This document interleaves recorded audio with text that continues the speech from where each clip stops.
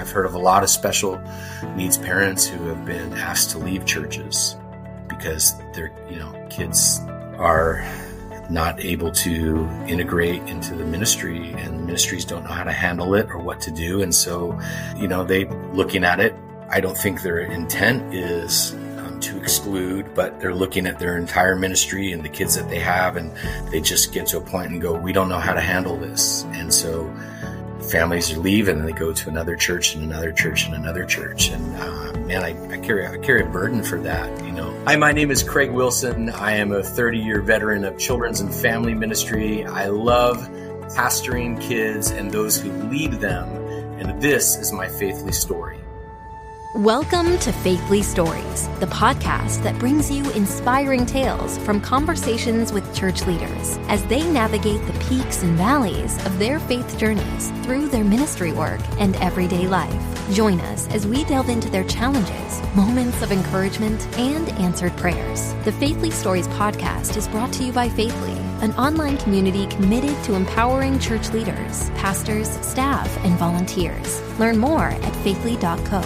Get ready to be uplifted and inspired as we unveil the heart of faith through stories from the front lines of ministry on the Faithly Stories podcast. Could you share your faith journey with us? Yeah. So for me, I did not grow up in the church. I was a product of divorced family, very young, early age. My mother was married twice and divorced twice. And so that meant a lot of moving around. And at fifth grade, I moved to a different area, new geography, new town. And believe it or not, there was a friend of mine who's still a great friend today, who at that young age had the wherewithal and understanding that he was supposed to fulfill the Great Commission. And one of his ways of doing that was just simply by inviting this new kid in his neighborhood to go to church with him. And that was foreign to me. I outside of a couple of brief stints in a Catholic church where, I was just disappointed that I didn't get that yummy wafer they were passing out to everybody. I hadn't had much experience in church. And so I went, and I can remember vividly, I literally spilt an entire communion tray of grape juice on white pants my first time at a church. And my friend thought, oh gosh, he's never coming back, But what superseded that was such a profound sense, even at that age, of community and family that I was missing in my own family. And it became a haven for me. And that's where my faith journey started. And then a couple of years later, up at a summer camp with my friend who invited me, asking me if he wanted me to walk, if I wanted him to walk down with me to surrender my life to Jesus wholly. And that's where it began. This was in fifth grade? Fifth grade. Yeah. Fifth grade is when he invited me. Seventh grade was the camp. So from fifth grade, I was attending the church fairly regularly, plugging into the community of children's church there in middle school. And it was middle school, seventh grade, that I gave my life fully over to the Lord at a Christian camp that we attended. Yeah. What was your understanding for you to want to give your life to Jesus at seventh grade? Yeah. I think like I mentioned before, that deep sense of family and community and relationship was an important starting point for me. And, but that alone isn't enough, right? Because you can find some good community in other places and clubs and organizations.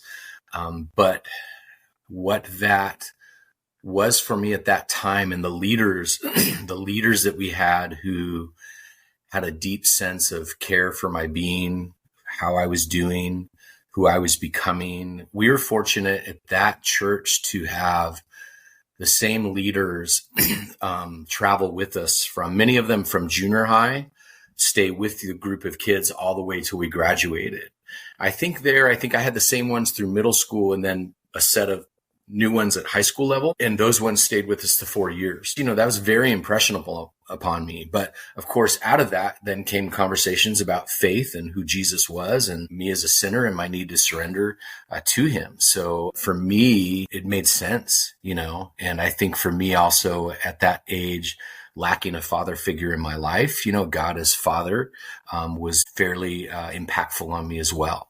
Yeah. A theme that's been reoccurring in these podcasts is stability, either in the home or in the church. and you need at least one. But if you don't have either, that's kind of a disaster. Ideally, you would want both. Yeah. Were you able to process what was happening with like your mom and the relationships, and also like, did you have a relationship with your dad, or was he just out of? No, my dad, like I said, my mom was married twice, divorced twice when I was a young age. So my real father was out of my life by maybe 2 years old, which I wouldn't have much memory or recollection of him. I kind of have like a faint memory of seeing him at like first or second grade, and then for a weekend in seventh grade. And then that was it. So just completely absent.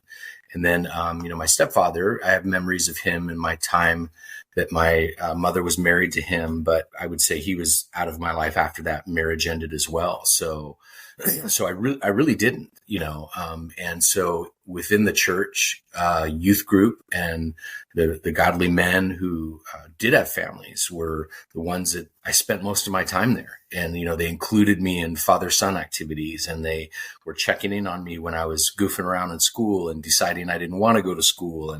And they kind of take me to lunch and be that fatherly figure, even the tough part of like, hey, Craig, what are you doing? You got to be better than that. You can do this, So I had a lot of support surrogately from the men that were involved in the youth group there, which was phenomenal, amazing. Did you ever talk to your mom about all that? Because for me, my parents divorced, but I was like way older. But I remember when I was younger, I would just ask my mom, like, how did you guys even meet? And like, why are you guys together? And like the joke between me and her was like, God only brought them together to have me, right? It's a narcissistic viewpoint. But for you, like, and it took a really long time for me to forgive my mom. And I know that sounds like to some people like ridiculous, but like I harbored this thing of like, I kind of blamed her, not because of what my dad did, but just for staying with him. So like for you, like I can't even imagine what that's like. And how would you even approach a conversation? Yeah, Daniel, it's interesting. I think every journey is different, and every person's journey in that situation is different. I will say this to paint kind of a parallel experience. So my good friend, the one who invited me to church, also was in a single mother household.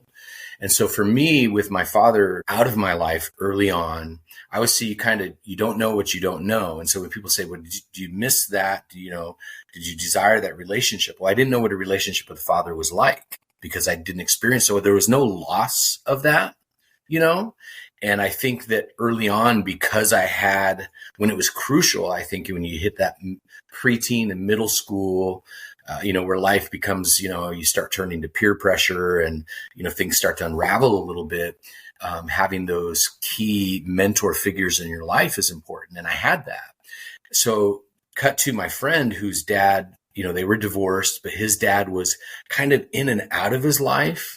And I watched the tension and turmoil of that because his dad was constantly making promises that he didn't follow through on and didn't keep. And the mind games and tension between the mom and the dad, that created more, I believe, emotional damage and difficulty in his life. And so I look at my situation and I feel it was better. And even older, people would ask, and even my wife would ask, do you think you'll go look for your father, or your father will come looking for you at any time?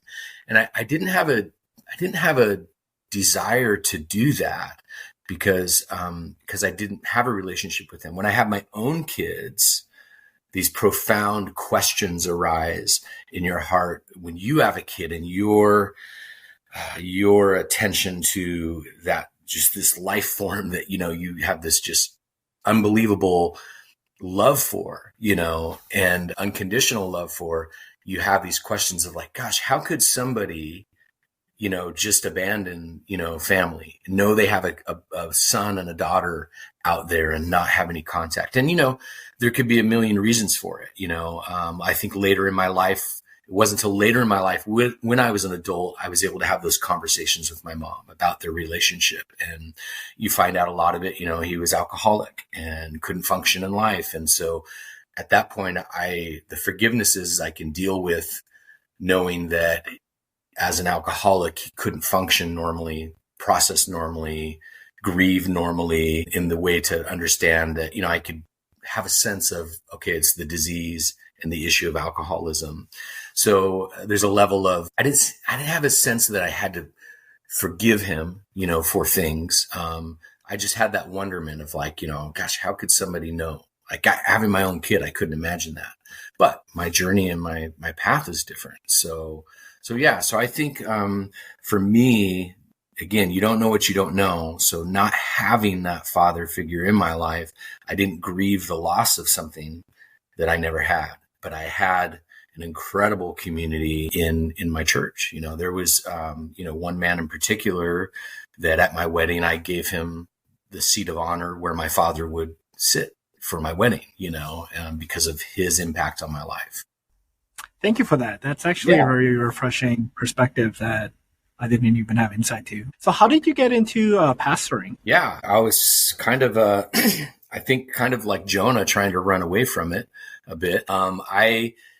Growing up, my plans for life were entertainment industry. I was pretty much interested in self-glorification of I want to be famous. I want to be actor, singer, something in the spotlight. And I followed after those dreams and those things. And the church I was at was back in the day heavily involved in a lot of arts and entertainment stuff. They would do a lot of theater in the community, at the church for the community, Broadway shows and things like that. So I was fortunate to be around arts and entertainment, even within the church context. And so at about 20 years old, I was pretty much just going to community college and taking mostly acting and music classes.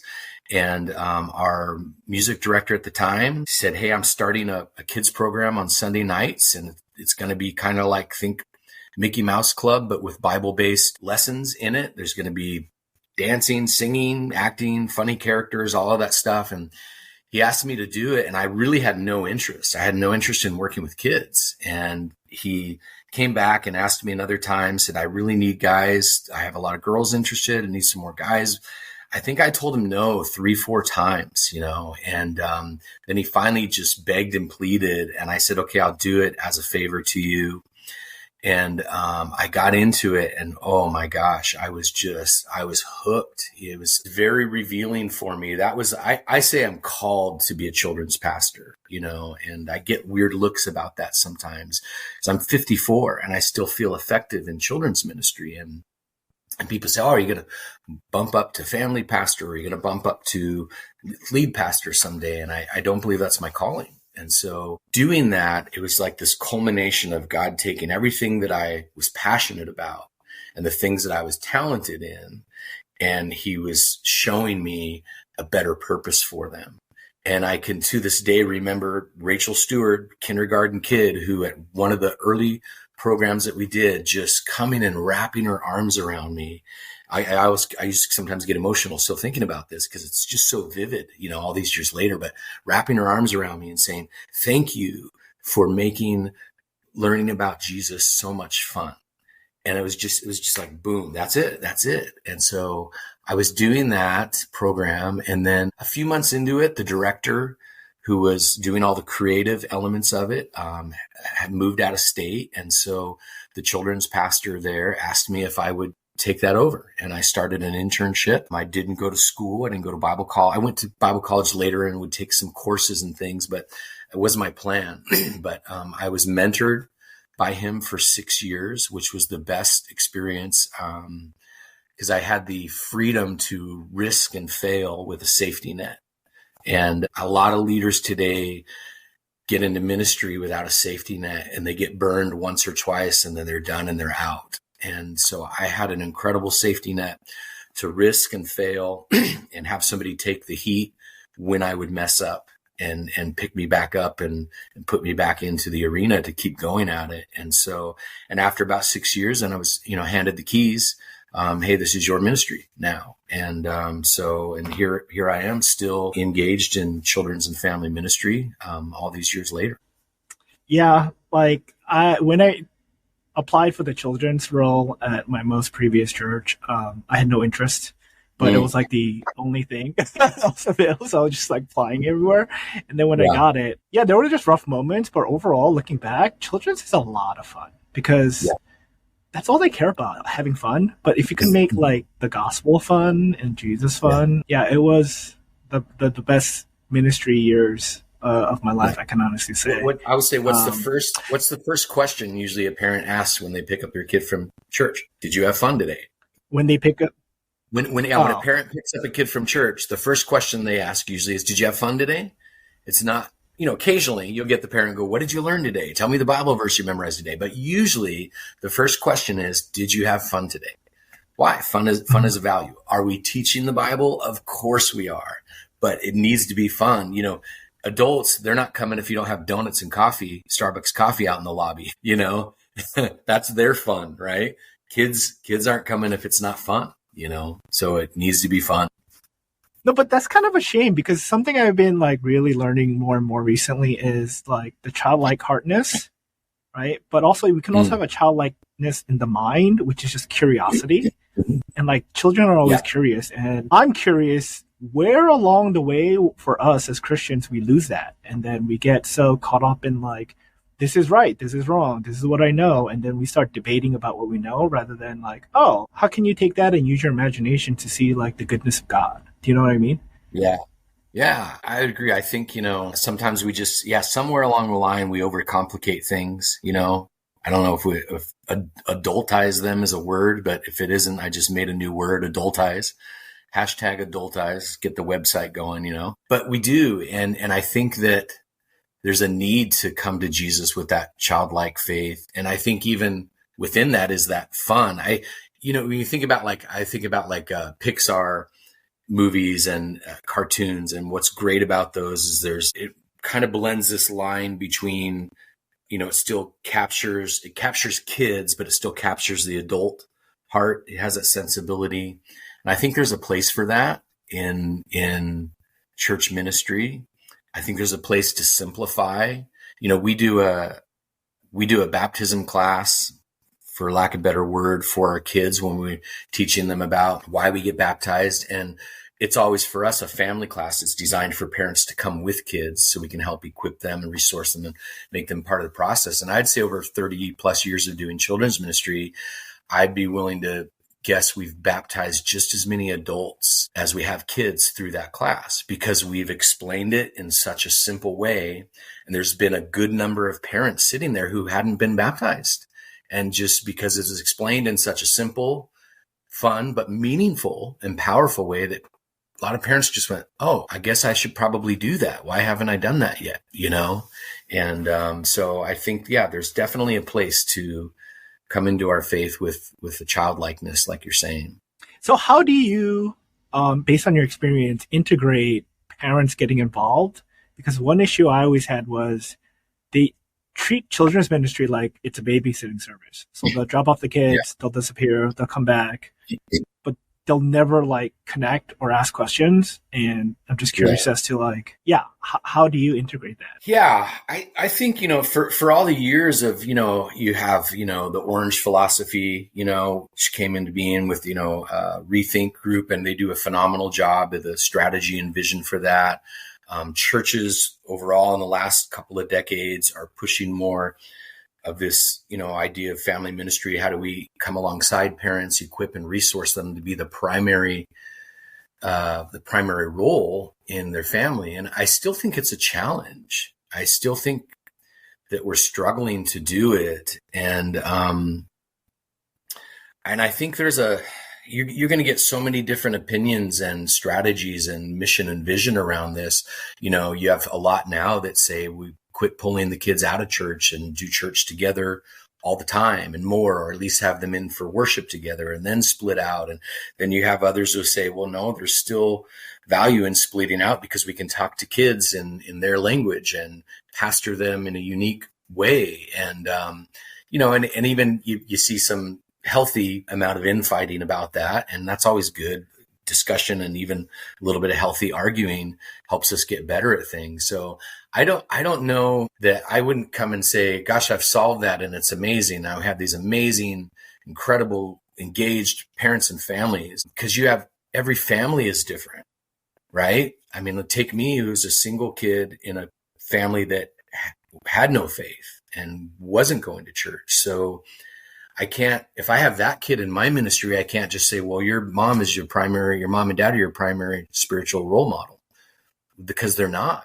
And then you have the mom and dad who are in church, and maybe the mom is really on fire and dad is, just kind of not really engaged and not walking. And that, I would say, Daniel, is probably more prevalent than a lot of other family situations. That's our dads are really just not stepping into leading their family, their wives and their children spiritually. And so if there's a group of people to really pour into and target, I think it's men. And then it can't just come from the children's ministry department. It has to be a value and part of the DNA of the entire church ministry. And so now that's going to be a struggle or an effective joy, depending on the church and ministry you're in.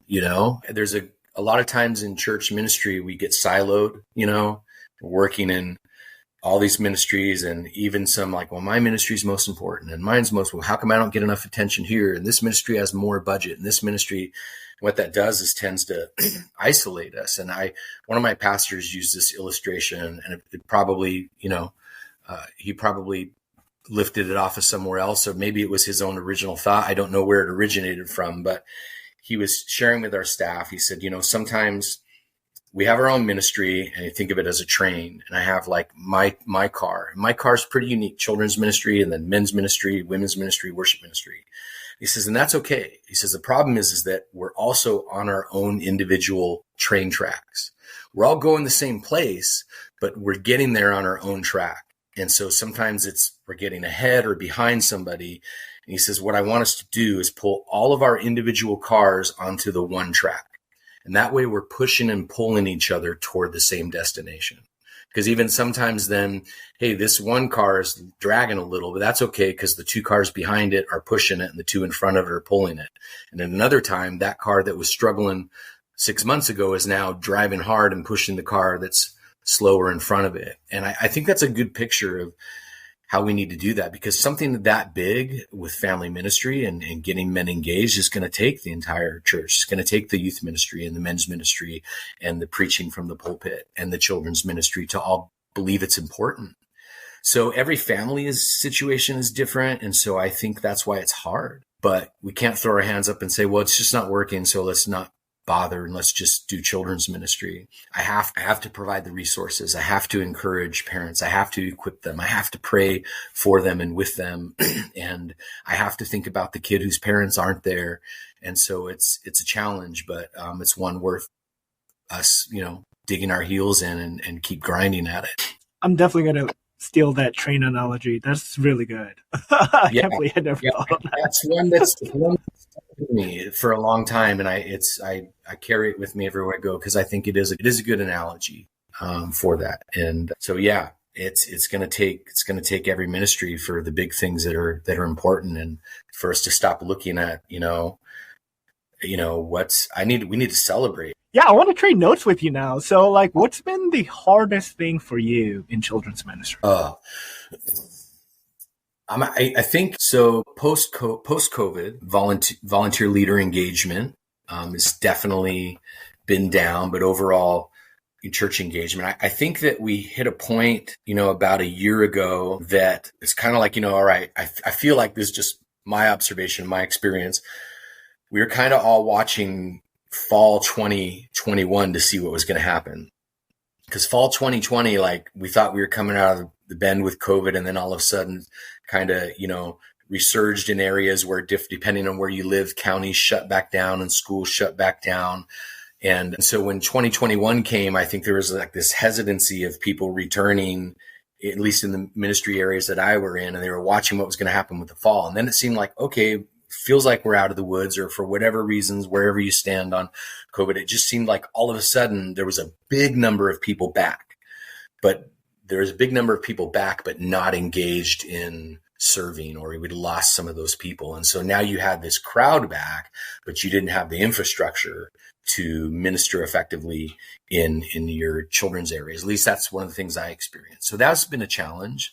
And kind of trying to catch people up with training and discipling and vision casting, get some new people that you're trying to get fast tracked. And so I think that maybe where you had a system, if you had a system in place where like, oh, you can't serve till you've been around the church for 6 months. And then you're going to go through a discipleship process and training process a little bit. In some ministries, it's just like, are you breathing? You have a pulse? You love Jesus? We did a background check. You're good there. Let's go. And so I think that's been hard for some, is getting back to that, and where you feel like, okay, we're equipped to handle the crowds that are coming back in as people are re-engaging.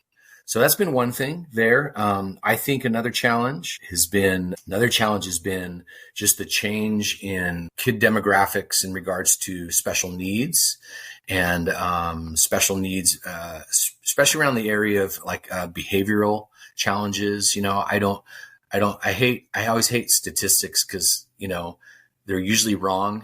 I probably am the same guy who would say, 1 in 6. And the next time I say it, 1 in 4, and then 1 in 8. But the rise of kids who are experiencing behavioral challenges, or, you have kids on the special needs spectrum is so broad, right? It's so broad. And so it requires so many different, I believe, like levels of expertise on how do we train and how do we lead these kids well.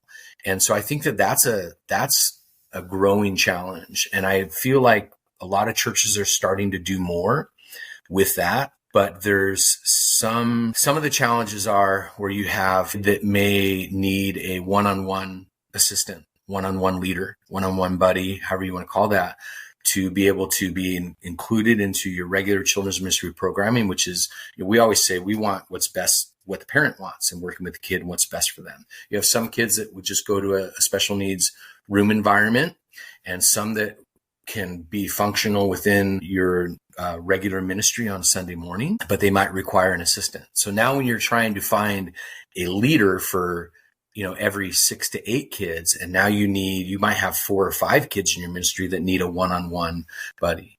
So casting that vision, training, kind of debunking what people think about special needs, and I couldn't do that, and I don't understand that, and I'm training for that.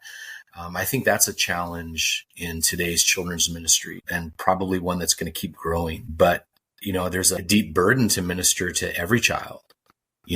And so how do we do that? What does that look like? And it's going to require changing and approaches to things, and may require expertise and kinds of staffing. A lot of children's ministry people, we don't have that kind of training and that kind of expertise. So, we've got to search out the resources, or churches have to start maybe even putting their money where their mouth is and say, we're going to hire somebody with special needs expertise, because there's a lot of families out there that's their life. And the joys of it and the struggles of it, and how do we come alongside them and give them a home? I've heard of a lot of special needs parents who have been asked to leave churches because their kids are not able to integrate into the ministry, and the ministries don't know how to handle it or what to do. And so, they looking at it, I don't think their intent is to exclude, but they're looking at their entire ministry and the kids that they have, and they just get to a point and go, we don't know how to handle this. And so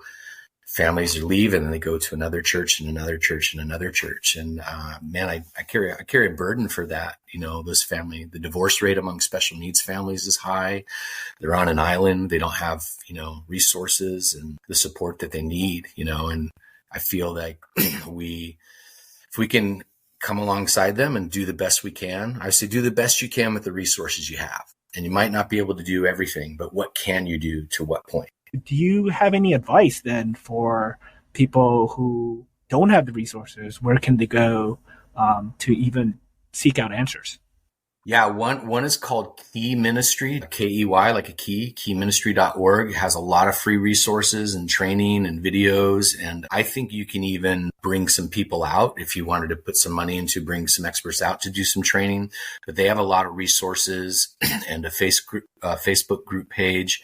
And early on, when I came to ministry in Colorado, and this was, 12, 13 years ago, prior to me getting there, there had been a special needs ministry that was run by a volunteer who was running it as if she was getting paid like $100,000 a year. I mean, she was just going all out. And people with special needs families were driving 2 hours to come because they had a place for their kids to belong. She was doing respite nights on like Friday nights where parents could drop their kids off and go have a date night and stare at each other, because special needs parents, don't get to do that a lot. She was even running special parties for siblings of special needs kids, because siblings of special needs kids lose a lot of attention because of the extra attention it requires for their sibling. And I was just running this amazing thing. But before I got to that ministry, she had to move across the country because of her husband's job. And so that ministry just shrunk down to a very dedicated group of people who had a huge heart for it. So I had no experience in it, but I had this group of people who had a heart and a passion for it. Could we do what that woman was doing? Nope. But could we do something? Yes. So I say start somewhere, do what you can, try and come alongside a parent that's been asked to leave a church 2 or 3 times. Sometimes they just want to sit down with you and be heard and know that I can't make promises like that we can work this out, but I can promise that we will do everything within the resources we have to try and provide spiritual care for your child and for you guys.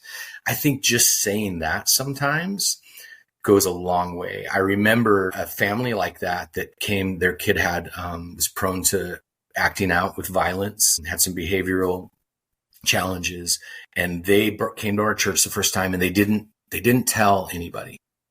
They just wanted to, I hope it goes well, because they've been asked to leave 3 or 4 churches. And on that first day that kid was there, he was pre-teenage, 4th and 5th grade. He had gotten a kid down on the ground and was kicking that kid. And so when the parents came to pick him up, my director, who's an amazing director, came and talked to the parents. And as soon as she started talking to the parents, you could just see their countenance drop, and you could just feel it. Probably everything in them was saying, we're going to be asked to leave. And my director said, "Hey, we're sorry that this happened today. Is there anything we can know that would help us create an environment where," I can't remember the kid's name, let's just say Johnny, can be here? And oh my gosh, the relief, and that mom just bawling because someone was just saying, "I'm willing," weren't promising, but what can we do? And, and there's sometimes in situations where you go, we've exhausted everything we can. We've tried a buddy, and there's still issue. We've had you guys join class, and there comes sometimes where you have to say, and we have to think about everybody, and we don't have the resources to do this. But all right, if we can't do this, can we do this? And I think just that effort, goes a long way. I used to tell our special needs parents that would leave, I'd say, "Hey, you know what? If you guys haven't been able to be on a date together in a while," I go, ditching church and going to brunch and staring at each other for 2 hours might be the best worship for you this morning. So if you want to do that, just let us know that's where you'll be so we can get a hold of you. And I think just that commitment to say we care goes a long way. And then do what you can. I'm in a small church now. Again, I don't have the resources for a large special needs ministry. I don't have a director, but there's something we can do to help out. I'm so glad you said all of that, because I feel like we give up too easily, and God really just cares if we have a willing heart, right? Mm-hmm. And a spirit that just says, hey, doesn't matter if we failed 100 times. We trust in a God that provides. And so we're going to keep trying, just so that people understand that they're loved even when things go crazy, and I think the families appreciate that. And even what you said about skipping church and going on a brunch, that's sounds so blasphemous. But I realize if deep down in your heart, you can honestly say, because of what I've just experienced, it's worth it. And it's worth it because it helps me understand the goodness of God. That's worship, right? Yeah. Yeah. You can go to a church and sing all the songs, but still kind of feel empty, right? Because you weren't connecting. Or you can have this magnificent spiritual experience on mushrooms, right? But it involves no other people, right? It's just this, it's just me and God. It's no, that's not how Christianity works. It's it's all of us, Yeah. And something that I learned, in the past is that no matter how big the problem is, if you have enough people willing to work together, you can always come up with a solution. And like you were saying, The problem happens when I feel like I have to be the one that finds the ultimate solution or the silver bullet, rather than, okay, what can we all do to contribute a little bit to make this thing work? And you don't know that's when the magic happens. Yeah, you don't know who's sitting in your church right now that's never once thought about helping with special needs, but you presented a simple, low bar opportunity and they jumped in, and just like God captured my heart and passion for kids ministry, somebody might just light somebody on fire for special needs, and they might take that ministry to another level. That person could be sitting in your ministry right now, and so, yeah, start somewhere and then let God draw the people to it. And the church I'm at right now has an incredible ministry to special needs adults. And so they have that value, and there's been some people that have had a heart for that. But what's missing there is some support for special needs kids. So interesting, but that's kind of where God has called them for these years. All right, well, gosh, we have this. How great would it be if we can start building, special needs ministry from the young age, and then if they're part of our church, through the whole church, because that's what happens a lot of times too, is special needs gets relegated to children's ministry, and then junior high hits and your youth ministry is not doing anything about it. So there's not that team approach and team effort. And so that's another one of those things. How do we get everybody on the same? If we care about special needs families, we care about them from birth to adulthood, and what does that look like? And so, and there's lots of things you can do. We used to have a guy come to our church who has special needs daughter, and he's a financial planner, retired one. So he's not doing it to get your business, but he comes and does free seminars for special needs families on how to plan financially, because it's different. And what happens if both you and your wife die? What happens if your kid needs full-time care? Can't, again, the spectrum is so different. If kids are functional and can work and have their own apartment, independent, but some need to be in home and community with others. And he would just come, we would do that seminar, Daniel, and there'd be 100 people there, and maybe only 20 of them were from our church. And he's just telling them all this stuff they don't know about. You need to start with your county because there's money available to you. But you got to start it at 10 years old so you get it by the time he's 18. And their jaws are just dropping. Well, there was an incredible outreach opportunity for people in your community to know that there's a church that cares about my family. Why would you do this seminar for free and helping us with that? There's so many opportunities there. And so allow God to allow the people in your church to dream of how they could help, because it's not always how we think is the best way to do it. Other people have different ideas that God's giving them on how to best minister to groups of people. The beauty of family is that when one person is affected, the whole family is affected, right? And oftentimes in the Western world, we're so surgical of oh, it just helped the kid. But no, you don't realize helping the kid helps the family, right? But if you get the family involved with the whole CPA thing too, offering services just so that the entire family is involved and they understand there's a support system. Yeah, that's awesome. Yeah, I never really thought of it that way too. So I'm not saying all of this because I knew it. I'm just everything you're saying is God is putting all the Lego pieces and family. How did your childhood growing up affect you as a father? Yeah, well, I think I alluded to it a little bit earlier in the sense that not having a father figure in my life, that was my blood father, but having, mentors and people in my life helped shape who I am. But I think also just having that later in life sense of that wonderment of how somebody could leave, kids behind, it changes your perspective on how you look at your own kids and your engagement level. And, it's a challenge for everybody. Time is the biggest challenge for all of us. And ministry is challenging. Ministry is time eating. How do you as a father whose job is to essentially play with kids, I'm tired of playing with kids. I'm too tired to come home and play with my own kids. I had those moments, where I used to run a Wednesday night program back in the days when midweek was thriving. I know it's still thriving for some churches, but, in the demographics that I've ministered to, sports rule, and so midweek kids aren't at church anymore. They're on the sports field. But back in the day, we had a preteen ministry of 5th and 6th grade kids, and we ran 100 to 150 kids sometimes on a Wednesday night, 5th and 6th graders.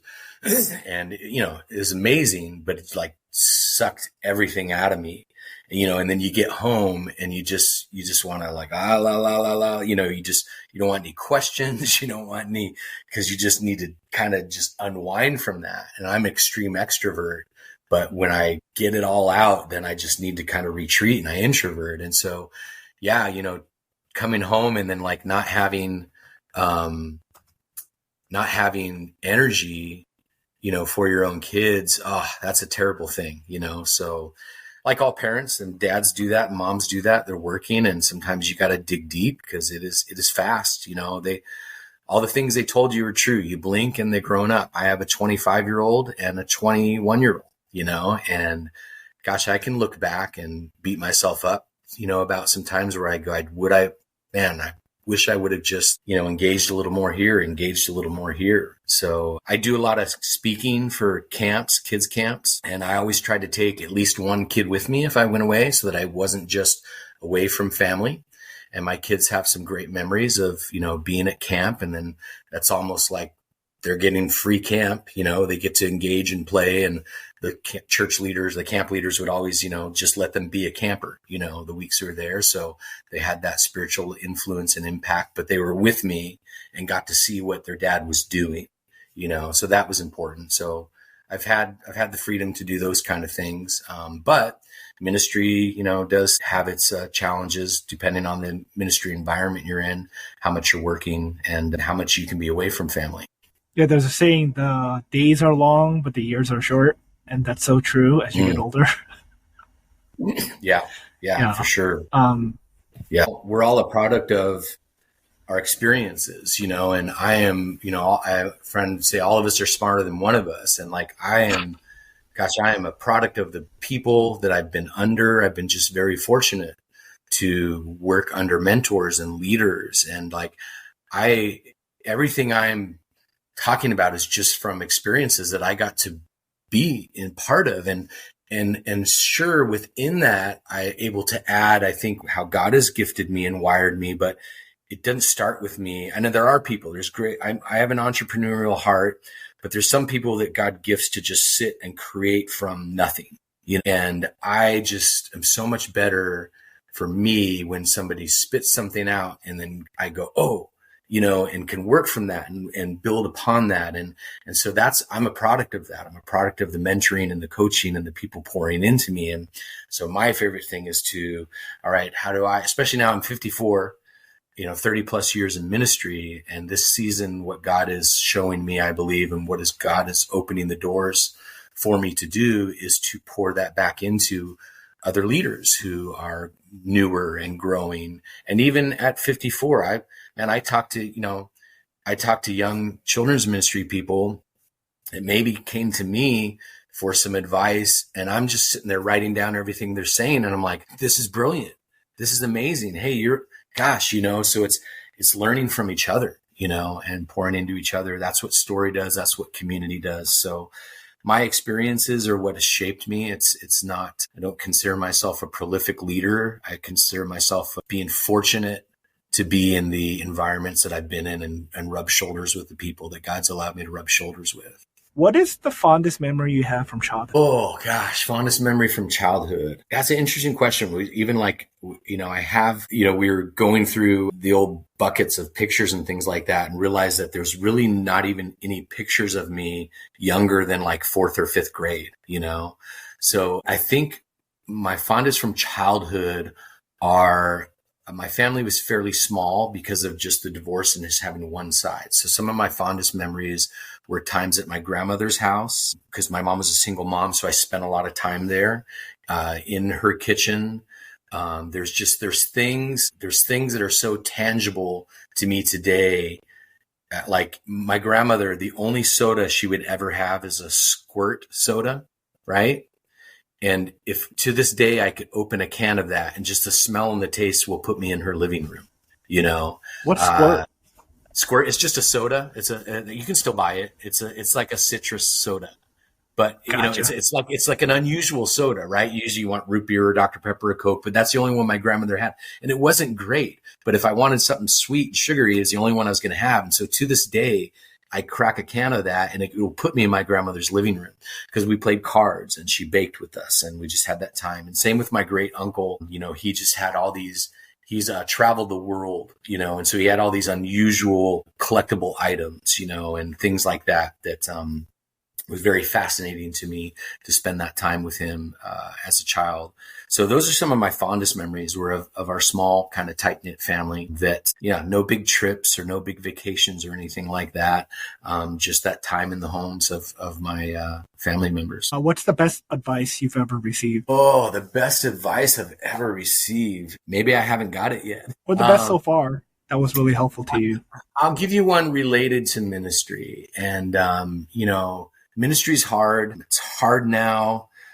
The environments in ministry, the kind of leaders we have, some environments can be tough places to work. There's a lot of people burning out, leaving ministry, and they're hurt. And I've been kicked in the teeth a few times. And I remember leaving a church where I had some real hurt from leadership. And there was just things that were happening there that I just, I reverted to my young punk rock self and just wanted to burn it all down. And my leadership coach and mentor at the time, he said, it's your job to protect the bride of Christ on your way out of here. And it went against everything in my being at that time. And he said, Craig, he says, I know you're hurt. You're even just in what you want to do. But he says, your job is to protect the bride on your way out. And that was some of the best ministry advice I ever had. And that sticks with me. And I try and impart that on people when they're leaving a tough situation, where even if in your heart you're right and you're just and you've been wronged, protect the bride on your way out. So that's so good. I'm going to take that. That might be one of the best advice I've heard. It's not easy. It is not easy, but it's right. Yeah. It's just like real marriage. It's going to be hard, but if you don't have battle scars, like, did you ever grow, Yeah. So, and you always in hindsight will see, even in a tough situation, even in a valley, even, how God grew you. It doesn't come till later, usually. And then sometimes there's even some amends you might have to make and some olive branches that you probably have to extend, but allow yourself and you will grow. But on your way out, protect the bride and the people in that congregation. So that's why forgiveness and reconciliation is such a wild idea and so counterintuitive to the world, because it's the only thing that continues to keep people together. If they forgive and reconcile. And it's just, anyway, that's another rant I don't want to get into. I'm just like you. Like, I always thought, I don't have an original idea. I'm not creative. I need other sources. But I realized no one has an original idea because we're all sponges. Right? And so this is why words and stories are powerful, because it sparks like some memory or imagination. And I just really believe like that's just God is showing us like his mind. In the Trinity. Anyway, that's just another thing. Final two questions. Yep. What are you hoping for at Faithly? Yeah, I'm hoping for, look, there's a lot of resources out. There's a lot of networks, and I go to different ones for different things. I might go to this Facebook page because I can easily ask a question about like, hey, who has a great idea for first grade boys to blah, blah, blah, blah, blah. And I'll get, 20 people that'll give me ideas for free, 5 that are trying to sell me their stuff to do it, 2 that are just watching to see what everybody else says. And so I have a place, and I'm not knocking that. I might have sounded a little snarky when I said that, and I didn't mean that. I have those resources to go to. And I have resources that I, sell and give out to people. But I think for Faithly, what I think may feel different is the community aspect of it, and to try and dive beyond just resource mentality and sight into relationship and, like you say, story and iron sharpening iron. When I got on, I was just, looking around, and I got into your groups. I am in this season, Daniel, of where I feel God's calling me to. I still want to be active in church ministry. I currently I'm at a friend's church helping him out, and I'm doing that part-time while I am trying to, I'm coming on board with an organization called Standing Stone Ministry. That's primary role is to shepherd pastors that have been through stuff and going through difficult times and giving them that place to do that. And I have a heart to do that for children's ministry people and family people because I think they're underserved. There's always a sabbatical for a lead pastor, an associate pastor, and a worship pastor, and sometimes even a youth pastor. There's always a conference. There's always resources and send them out. And I see a lot of children's pastors having to pay for that themselves if they want it or they can't afford it. And so with Standing Stone, I will be supported like a missionary. I'll raise my support so that I can go to a children's ministry person and say, hey, are you struggling? Are you going through some tough things in your ministry with leadership and stuff? I can come alongside you and meet with you for a time and help walk you through some things for the experiences that I've had. And I want to do that specifically for children's ministry and family ministry people.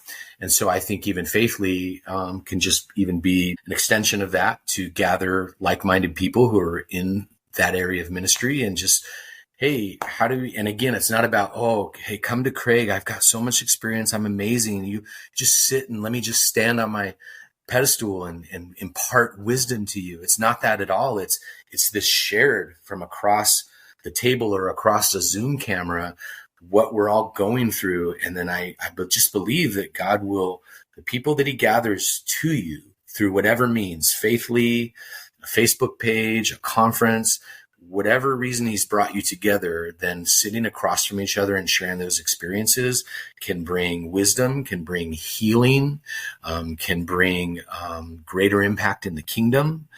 And so I look at Faithfully and I set up a couple of different groups. I think I set up one. I'm extremely busy right now. As soon as I'm out of this holiday funk and holiday hangover from ministry stuff, I can start engaging that. But I think I titled one Level Up and how do we help each other level up our ministry. I created a group for preteen ministry specifically because I have a huge heart for that. And so I just hope it just gathers a handful of people that we can just, all right, hey, what's working for you? What's challenging you? What are you struggling with? And that's just kind of the season that I'm in. I've been fortunate to feel called to children's ministry. There's some other guys like me in my networks that are lifers, that this is their calling and they don't plan to go anywhere else. And so God has given us the opportunity to see a lot of changes in the 30 years of children's ministry. And if that helps somebody that's been at it for a long time or somebody that's new at it, then great. And then I also know I have the opportunity to learn something else from somebody else as well. Yeah, that's awesome. Thanks. That's exactly why we're creating it. Yeah. Yeah, we'll talk more after. How can we be praying for you and your family? Yeah, I'm in a very interesting season. It's probably been one of the most challenging seasons for me and my family, but it's also just one where God is just, I think, stripping away the things that have given me sustainable comfort and maybe ease. I've been in career ministry for 30 plus years, and I've been very fortunate to live off of that and make good salary. I've been in small churches and large churches and, always made enough to support my family through those things. And this past year, I was in Colorado for 12 years. My wife and I took a position East Coast, and it just didn't pan out. It's a great church, there's just some differences in strategies and vision and how to get there. And there's some things for me that I found myself for the first time in my life experiencing, like I've never in my life experienced anxiety or stress in a job situation. And for the first time I was. And so we, mutually decided, hey, maybe this just isn't the right fit. So I left, and I left without a plan.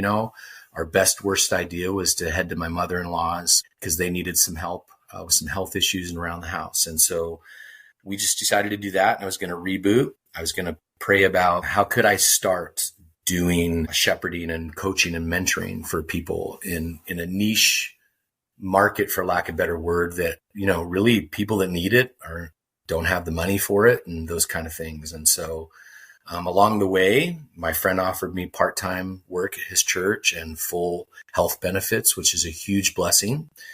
And then I got connected through friends with a couple of organizations that do coaching and mentoring, but raise support like a missionary so that when you're fully funded, you can go to somebody who has a need for it, and money's not the reason you can't do it.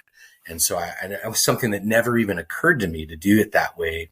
And God has opened the door for me to do that with an organization. But I'm just starting. My wife and I are dividing time between Northern California and Southern California. We're apart for some of the time, and then we come together one place or the other until I've raised my support for this other organization and have a full salary. And that could be 3 months, 4 months, 5 months, 6 months, who knows? But in that time, we're just leaning into God. He's showing us that he's taking care of us every step of the way. And he's opening the doors for where I really feel my calling is for this next season, still to children's ministry, just in some different ways, empowering and coaching and resourcing and shepherding others who do it.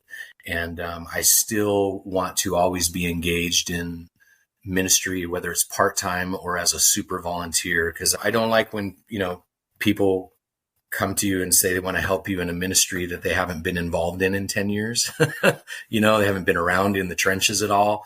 So I feel like for me personally, I just always want to stay connected so that I know what's happening in the lives of families, because it changes, rapidly. So God's been good, but I would say prayer just for provision this next season. We can see God working.